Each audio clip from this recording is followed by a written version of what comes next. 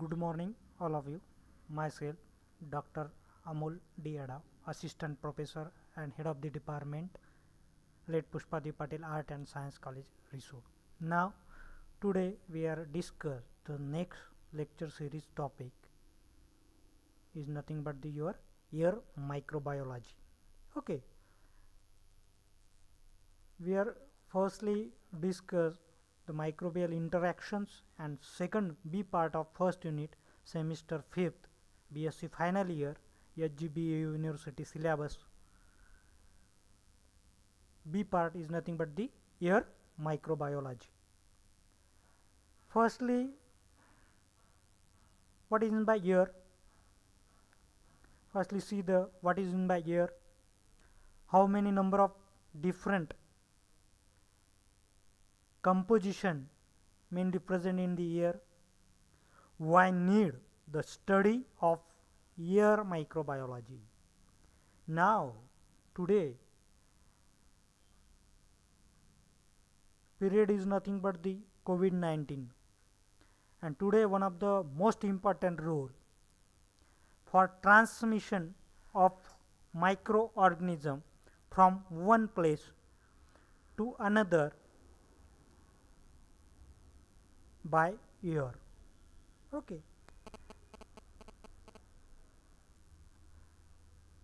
नाव आज आपल्याला पाहायचं आहे BSc final year semester 5th environmental मायक्रोबायोलॉजीमध्ये फर्स्ट युनिट आपण पाहत होतो. त्यामध्ये आपण एअर मायक्रोबायोलॉजी आज हे बघणार आहे. एअर मायक्रोबायोलॉजी म्हणजे काय, एअर म्हणजे काय, त्यामध्ये कोणकोणते कंटेंट्स आहेत, कोणकोणते घटक आहेत,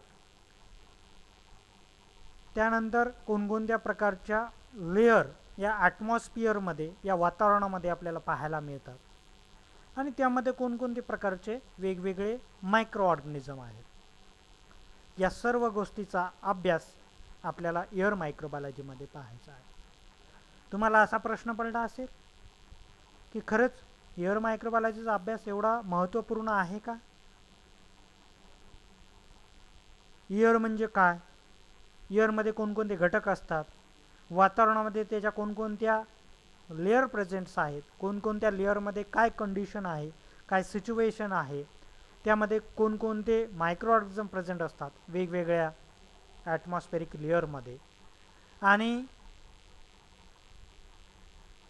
या एअरमध्ये कोणकोणते वेगवेगळे मायक्रो ऑर्गॅनिझम आपण कोणकोणत्या इन्स्ट्रुमेशनच्या सहाय्याने आपण त्या एअरमधले मायक्रो ऑर्गॅनिझम आयसोलेट करू शकतो. मग मायक्रो ऑर्गॅनिझम आले की बेनिफिशियल मायक्रो ऑर्गॅनिझम आले, हार्मफुल मायक्रो ऑर्गॅनिझम आले. Harmful micro organism are those micro organism which are produce different types of disease or disadvantage. त्याला आपण हार्मफुल मायक्रो ऑर्गॅनिझम असे म्हणत असतो. मग या हार्मफुल मायक्रो ऑर्गॅनिझमच्या एअरमध्ये प्रेझेंट असताना त्याचा स्टडी करणे सुद्धा आपल्याला अत्यंत आवश्यक आहे. तर आज आपण पाहणार आहे एअर म्हणजे काय, एअरमध्ये कोणकोणते घटक असतात. आता एअर म्हणजे काय? It is the mixture of permanent gases with variable quantities of water and soil particles. It's gaseous contents vapour pressure, suspended water are not constant in the composition. They vary depending upon the environmental conditions. Okay, means air मध्ये काही gases, वेगवेगळ्या प्रकारचे gases आपल्याला पाहायला मिळतील, आणि त्याच्यामध्ये काही थोड्या प्रमाणामध्ये वॉटरचे वेपर्स, सॉइल पार्टिकल्स सुद्धा आपल्याला त्याच्यामध्ये पाहायला मिळतील. मग आता कंपोजिशन ऑफ एअर काय काय आहे, तर 100% जे एअर आहे त्याच्यामध्ये कंपोजिशन आपण बघणार आहे. ही इथे पाहू शकता तुम्ही. 20.09% ऑक्सिजन या वातावरणामध्ये हवेमध्ये असतो. त्याच्यानंतर सर्वात जास्त जो प्रमाण असते ते नायट्रोजन गॅसेसचं असते, 78.03%. त्याच्यानंतर कार्बन डायऑक्साईड 0.03% आणि हायड्रोजन 0.01% टू 0.03%. हे प्युअर एअरचं कॉन्सन्ट्रेशन हे आपल्याला पाहायला मिळत आहे. एअरमध्ये आपल्याला हे जे कॉन्सन्ट्रेशन आपण पाहत आहे हे प्युअर एअरचं आहे आणि याचं जे पर्सेंटेज आहे ते व्हेरिएशन असू शकते. It's totally depend on the types of air, place of present in that particular air, म्हणजे ते प्लेस कोणतं आहे, तिची एअरची क्वालिटी काय आहे आणि त्याच्या आजूबाजूचं वातावरण काय आहे याच्यावर त्याचं कॉन्सन्ट्रेशन डिपेंड राहणार आहे. परंतु हे जे आपण कॉन्सन्ट्रेशन पाहत आहोत स्क्रीनवर हे प्युअर एअरचं आहे. ऑक्सिजनमध्ये 0.09% ऑक्सिजन असायला पाहिजे, नायट्रोजनचं पर्सेंटेज 78.03 समथिंग असायला पाहिजे, कार्बन डायऑक्साईड 0.03% असायला पाहिजे, त्याच्यापेक्षा जास्त असेल तर अल्टिमेटली ती एअर खराब आहे, आणि हायड्रोजनचं पर्सेंटेज 0.01 टू 0.03% असायला पाहिजे.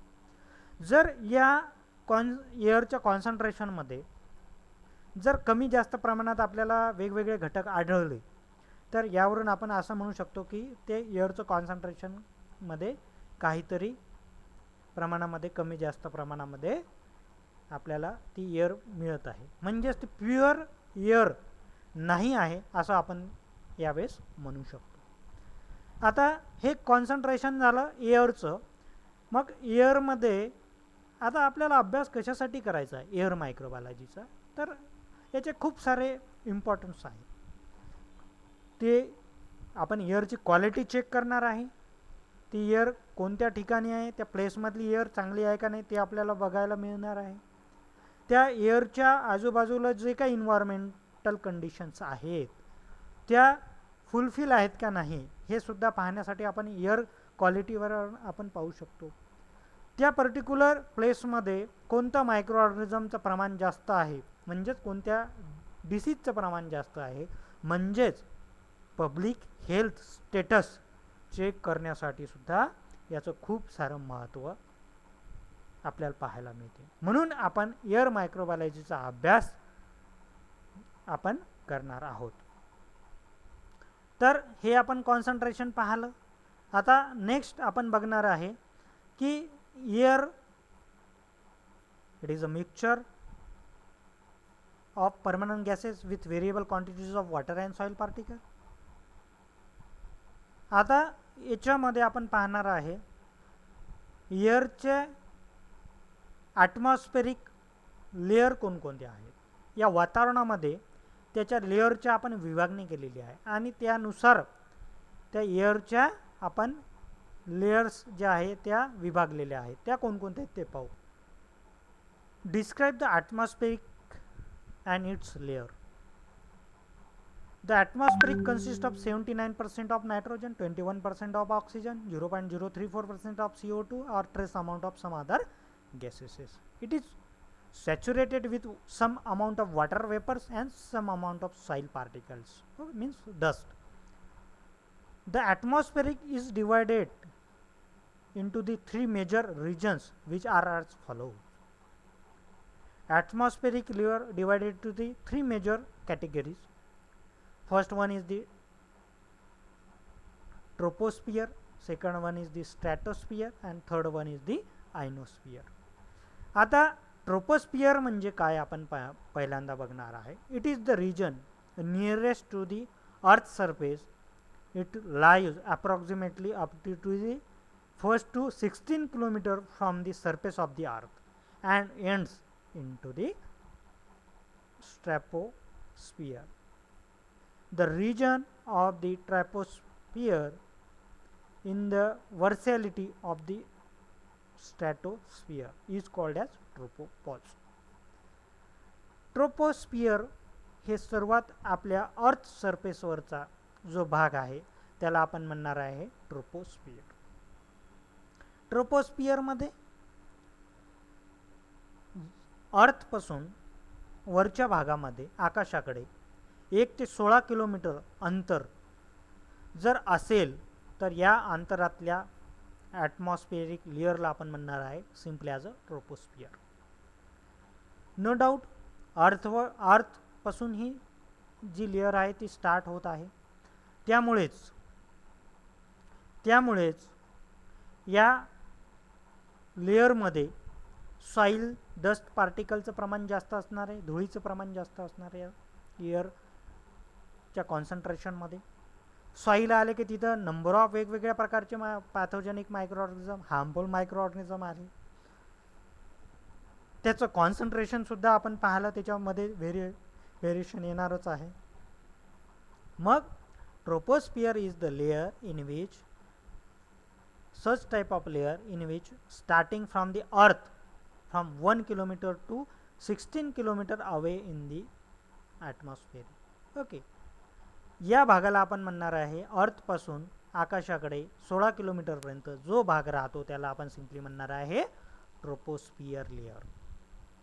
मग ट्रोपोस्फियर लेयरच्या नंतर दुसरी जी स्फियर ॲटमॉस्फेरिक लेयर आहे त्याला आपण म्हणणार आहे स्टॅटोस्फियर.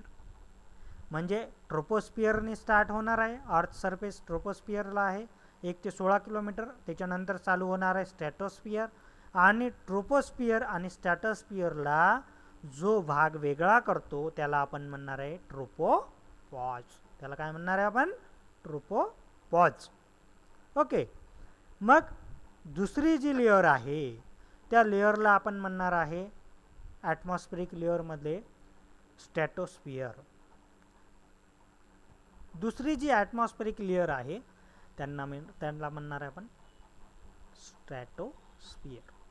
पहिली ट्रोपोस्फियर 1 ते 16 किलोमीटर जमिनीपासून तर आकाशाकडे 1 ते 16 किलोमीटर जो अंतर राहतो त्याला आपण म्हणणार आहे ट्रोपोस्फियर लेयर. त्याच्यानंतरची लेयर आहे स्टॅटोस्फियर लेयर. स्टॅटोस्फियर लेयर 16 किलोमीटर ते 48 किलोमीटर आकाशामधलं अंतर, आकाशाच्या पोकळीमधलं जे अंतर स्पेस आहे त्याला म्हणणार आहे आपण स्टॅटोस्फियर लेयर. मग याची सुरुवात स्टॅटोस्फियर लेयरपासून होते आणि याचा शेवट आयनोस्फियर लेयरमध्ये जाऊन राहणार आहे. आणि स्टॅटोस्फियर आणि आयनोस्फियर लेयरला जो भाग वेगळा करतो त्याला आपण म्हणणार आहे स्ट्रॅटोपॉज. त्याला काय म्हणणार आहे आपण? स्ट्रॅटोपॉज. मग नो डाऊट स्टॅटोस्फियर या लेयरला अजूनसुद्धा आपण एक लेयर म्हणत असतो. त्याचं नाव आहे ओझोन कॉन्सन्ट्रेशन और ओझोन लेयर. त्यालाच आपण काय म्हणणार आहे? Ozone layer. आता ग्लोबल वॉर्मिंग वाढत आहे, पृथ्वीचं तापमान दिवसेंदिवस वाढत आहे आणि ग्लोबल वॉर्मिंगमुळे पृथ्वीचं तापमान वाढल्यामुळे प्रदूषणामुळे ग्लोबल वॉर्मिंगमुळे ओझोन लेयर जी आहे ती ओझोन लेयर दिवसेंदिवस त्याला होल क्रिएट होत आहे. त्यामुळे जो सूर्यप्रकाशाचे UV रेडिएशन आहे ते डायरेक्टली ट्रान्सफर होत आहे स्टॅटोस्फियर लेयरमध्ये. स्टॅटोस्फियर लेयरमध्ये आपण सर्वजण राहतो. 1 ते 16 किलोमीटरचं अंतर पृथ्वीपासून आकाशाकडलं त्याला आपण स्टॅटोस्फियर लेयर म्हटलेलं आहे. त्या लेयरमध्ये नो डाऊट सॉईल पार्टिकल आहे, वॉटर वेपर आहे, वेगवेगळ्या प्रकारचे मायक्रो ऑर्गॅनिझम आहे, वेगवेगळ्या प्रकारचे ॲनिमल आहे, ह्युमन बिईंग आहे. ह्या सर्व गोष्टी तिथे जास्त पाहायला मिळतात, तिथेच असतात. म्हणून त्याच्यामध्ये ती एअर क्वालिटी चांगली असणं आवश्यक आहे. परंतु दुसरी जी लेअर आहे 16 किलोमीटर ते 48 किलोमीटर आकाशामधली त्याला आपण स्टॅटोस्फियर लेअर म्हणणार आहे.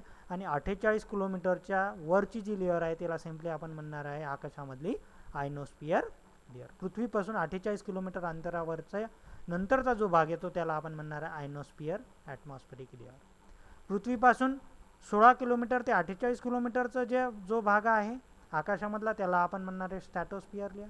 स्टॅटोस्फियर लेअरमध्ये काही प्रमाणामध्ये मायक्रो ऑर्गॅनिझम आढळतील आणि आयनोस्फियरमध्ये अतिशय कमी प्रमाणामध्ये याचं आपल्याला मायक्रो ऑर्गॅनिझमचं प्रमाण पाहायला मिळते. कारण इथे ऑक्सिजनचं प्रमाण अत्यल्प राहणार आहे आणि स्टॅटोस्फियरमध्ये आपण जे प्रमाण आहे ते सम अमाऊंटमध्ये ऑक्सिजनचं राहणार आहे. यालाच आपण स्टॅटोस्फियर लेअरलाच आपण ओझोन लेअर म्हणतो. ग्लोबल वॉर्मिंग प्रदूषणामुळे होत आहे. ग्लोबल वॉर्मिंग झाल्यामुळे ओझोन लेअर खराब होत आहे, ओझोन लेअरला होल क्रिएट होत आहे, छद्र पडत आहेत आणि त्याच्यामुळे जे सूर्याची तीव्र किरणं UV रेडिएशन आहे ते स्टॅटोस्फिअरमध्ये जिथे सर्व प्रकारचे ॲनिमल्स, मायक्रो ऑर्गॅनिझम्स, ह्युमन बिंग्स राहतात त्यावर ते प्रकाशित होतात. म्हणजेच काय, ही स्टॅटोस्फिअर लेअरसुद्धा सेव्ह ठेवणं आपल्याला अत्यंत आवश्यक आहे. आणि याच्यामधला जो मायक्रो ऑर्गॅनिझम्स आहे, याच्यामधलं जे वातावरण आहे ते अत्यंत चांगलं राहणं आवश्यक आहे. आणि त्यासाठीच ही स्टॅटोस्फिअर लेअरचा अभ्यास करणंसुद्धा महत्त्वाचं आहे. पहिली आपण पाहिलं ट्रोपोस्फिअर, दुसरी आहे स्टॅटोस्फिअर, तिसरी आहे आयनोस्फिअर. स्टॅटोस्फिअर जी आहे ती 1 ते 16 किलोमीटर अंतर,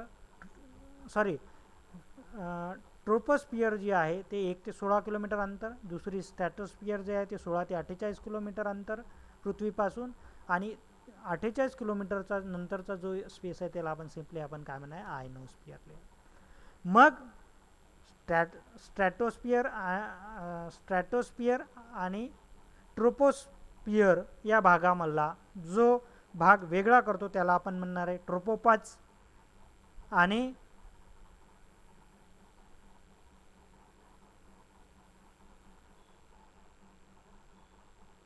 आणि स्ट्रॅटोस्फिअर आणि आयनोस्फिअर भागाला जो भाग वेगळा करणार आहे त्याला आपण म्हणणार आहे स्ट्रॅटोपॉज. आयनोस्फिअर लेअरमध्ये ऑक्सिजनचं प्रमाण अत्यल्प राहणार आहे, त्यामुळे मायक्रो ऑर्गॅनिझमचं प्रमाण कमी राहणार आहे. सॉईल पार्टिकल, वॉटर वेपर्स तिथे राहणार नाही. UV रेडिएशन असते त्या वातावरणामध्ये, टेम्परेचर हाय असणार आहे, मायक्रो ऑर्गॅनिझम्स तिथे राहणारच नाही, लिव्हिंग फॉर्मसुद्धा राहणार नाही.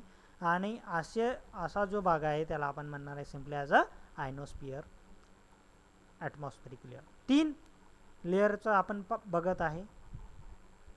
एअर 3 विभागात, ॲटमॉस्फेरिक लेअर 3 विभागात आपण डिवाईड केले. स्टॅटोस्फिअर, ट्रोपोस्फिअर आणि आयनोस्फिअर.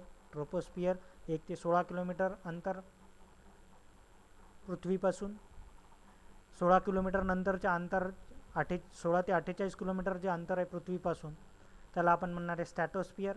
आणि 48 किलोमीटरच्या नंतरचं पृथ्वीपासूनचं आकाशामधलं जे स्पेस आहे त्याला म्हणणार आहे सिम्पली ॲज अ आयनोस्फिअर.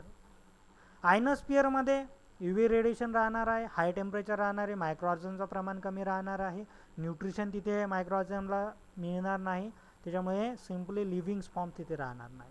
स्टॅटोस्फिअरमध्ये थोड्याफार प्रमाणात लिव्हिंग फॉर्म्स सर्वाईव्ह राहतील, ऑक्सिजनचं प्रमाण कमीच राहणार आहे as compared to the troposphere layer. Troposphere लेअरमध्ये न्यूट्रिशन जास्त आहे, वॉटर्स आहे, सॉईल्स आहे, मायक्रो ऑर्गॅनिझमचं प्रमाण आहे. आपण सर्व ठिकाणी राहतो ती ट्रोपोस्फिअर लेअर आहे. त्याच्यामध्ये लिव्हिंग फॉर्म जास्त आहे, कारण ऑक्सिजन, न्यूट्रिशन, सॉईल, वॉटर्स हे सर्व ठिकाणी या ठिकाणी तुम्हाला पाहायला मिळतात. म्हणून ट्रोपोस्फिअरमध्ये जास्तीत जास्त लिव्हिंग फॉर्म राहतात. ट्रोपोस्फिअर आणि स्टॅटोस्फिअर लेअरला ट्रोपोपॉज हा भाग वेगळा करतो.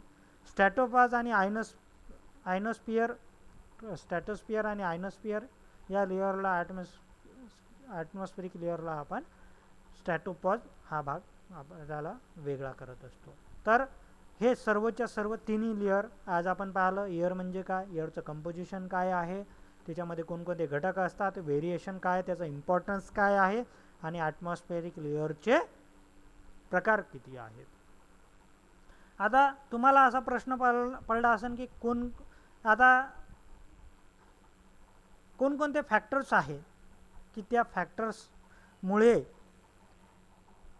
या पर्टिक्युलर ॲटमॉस्फेरिक लेअरमध्ये मायक्रो ऑर्गॅनिझमचं प्रमाण कमी जास्त प्रमाणामध्ये होत असते. तर introduction of microorganism in the air, then survival of microorganism in the air, factors responsible for which types of microorganism present in the air. No doubt COVID-19 तुम्हाला असा प्रश्न पडला असेल. मायक्रोबायोलॉजीमध्ये हा खूप पूर्वीचा अभ्यासक्रम एअर मायक्रोबायोलॉजीचा आपल्या अभ्यासामध्ये, आपल्या सिलेबसमध्ये दिलेला आहे. त्याचं खूप सारं महत्त्व या वातावरणाच्या अभ्यासामध्ये, एअरच्या अभ्यासामध्ये एअर मायक्रोबायोलॉजीचा आहे.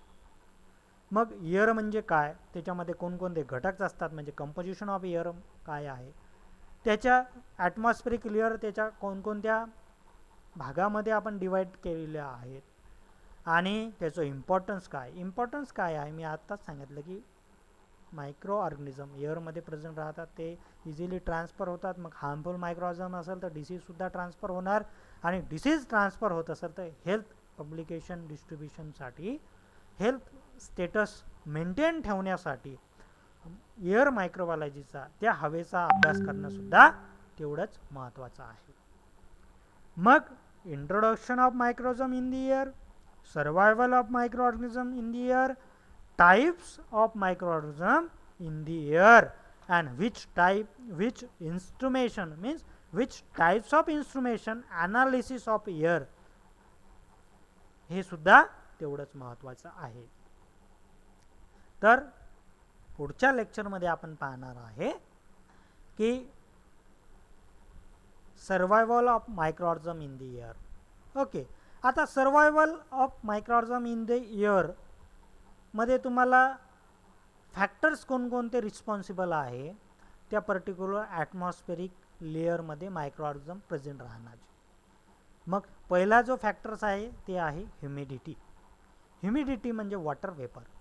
No doubt some amount of microorganism present in the water and some amount of microorganism required for the growth of some amount of water. Sunlight, next factor is the sunlight. Some microorganisms are photosynthetic, phototropic microorganisms which also require for the sunlight for their growth. For example, BGA, algae, or some phototropic microorganism or photosynthetic microorganism. Means responsible for the major role for the sunlight for their survival in the growth. Next factors is the temperature. This is the one of the most important factors responsible for the growth of microorganism or present microorganism in the air. Means no doubt stratosphere, troposphere and ionosphere. There are three different types of layer present in the air. Troposphere, higher amount of microorganism present in their layer because higher amount of nutrition, higher amount of these particular factors favorable for the growth of microorganism. This reason higher amount of microorganism present in the first layer, troposphere.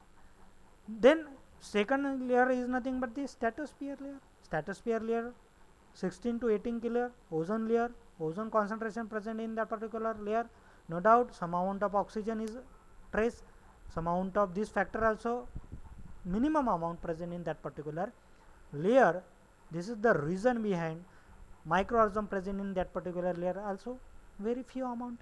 And third atmospheric layer is nothing but the ionosphere layer. Ionosphere layer, it consists of trace amount of or not any type of living forms in that particular layer because higher amount of temperature in that particular region, UV radiation, higher amount of region, more than 100 degrees Celsius temperature present in that particular ionosphere atmospheric layer. This is the reason behind the temperature is high, there is no living forms present in that particular ionosphere layer. Means and size of dust particle, this is the some amount, this particular factor is the totally different as compared to this one. Humidity, water vapors, sunlight and temperature in that particular layer is the different types of microorganism present in that particular atmospheric layer. Size of dust particle atmospheric layer मध्ये, troposphere layer मध्ये size of dust particle जास्त राहते, त्याच्यामुळे मायक्रोऑर्गॅनिझम सुद्धा dust particle मध्ये जास्त राहतील आणि डस्ट पार्टिकल मध्ये मायक्रोऑर्गॅनिझम प्रेझेंट राहतील तर तिथे ते प्रोटेक्शन सुद्धा त्या मायक्रोऑर्गॅनिझमला राहणार आहे. तर हा भाग आपण येणाऱ्या लेक्चरमध्ये याच्यामध्ये डिटेल्समध्ये हे आपण पाहणार आहे. तर आता नेक्स्ट प्रश्न तुम्हाला असा पडला असेल की कोणकोणते मायक्रोऑर्गॅनिझम प्रेझेंट राहतील. वेगवेगळे मायक्रोऑर्गॅनिझम कोणकोणते प्रेझेंट राहतील एअरमध्ये. तर एअरमध्ये सर्वच प्रकारचे मायक्रोऑर्गॅनिझम आपल्याला पाहायला मिळते. याचा इम्पॉर्टन्स काय, पब्लिक हेल्थ स्टेटस चेक करण्यासाठी त्या एरियामध्ये त्या रिजनमध्ये हवेचं प्रमाण किती आहे, घटक कोणकोणते आहेत, त्याच्यामध्ये कोणकोणती व्हेरिएबिलिटी आहे, वेगळेपण आहे आणि कोणकोणते मायक्रोऑर्गॅनिझम प्रेझेंट आहे, हे सर्व अभ्यास करण्यासाठी एअर मायक्रोबायोलॉजीचा अभ्यास वेगवेगळ्या ॲटमॉस्फेरिक लेअरमध्ये वेगवेगळ्या रिजनमध्ये वेगवेगळा असू शकतो, म्हणून हा अभ्यास अतिशय महत्त्वाचा आहे. तर आपण नेक्स्ट लेक्चरमध्ये कोणकोणते मायक्रोऑर्गनिझम एअरमध्ये असतात आणि कोणकोणते इन्स्ट्रुमेशन नावडेज आपण तो वापर करतो, त्याच्यामुळे एअरचे ॲनालिसिस आपल्याला पाहायला मिळते. तर ते आपण नेक्स्ट लेक्चरमध्ये पाहणार आहे. थँक्यू.